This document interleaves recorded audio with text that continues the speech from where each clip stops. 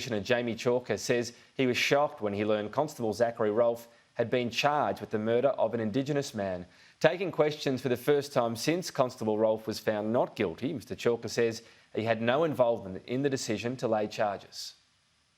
Jamie Chalker held a press conference 3 hours after Constable Zachary Rolfe was found not guilty of murder, but he walked away without taking questions. Doesn't look good for the police commissioner to be walking away, sir. 12 days later, with tensions still at boiling point over the high-profile murder trial, the police commissioner faced the music. Anything I say on a public record, certainly in a civil process, is likely to be something referenced and utilised into the future. Constable Rolfe's barrister, David Edwardson QC, has described the police investigation as a disgrace, saying a murder charge was laid just 4 days after the incident without any meaningful investigation.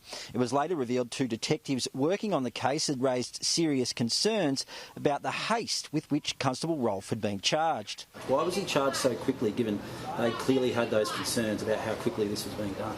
And I can't give you an answer to that, Matt, because I wasn't involved in that. As the Commissioner, I've remained at arm's length from the investigation during the whole period of time. He says the decision to charge Constable Rolfe was made by the investigation team and the Director of Public Prosecutions. I was as shocked as anybody as it related to the fact of receiving that advice, and of course immediately had to move into a mode of ensuring the safety of all people involved. Mr Chalker rejected accusations he met with the DPP and Chief Minister Michael Gunner before the charges were laid. It's simply not true.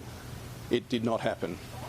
What is greatly concerning to me, because I've received further advice since that point in time, is that Constable Rolfe unfortunately believes that to be categorically true. Mr Gunner says he is considering legal action after Constable Rolfe made the allegation during an interview with the Australian newspaper. Someone created that lie, and he has believed that to be true.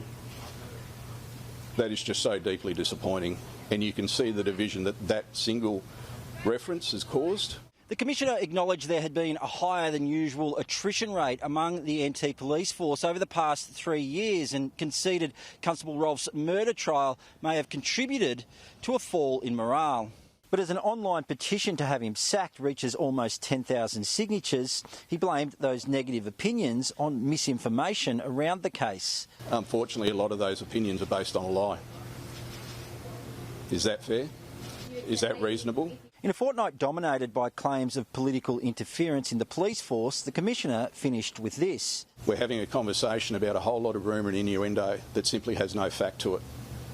That's why they're keeping me away from it, because when they want the Commissioner to come forward, they want me to speak of fact. A statement that will no doubt prompt even more questions. Who's keeping you away? Who's keeping you away from us?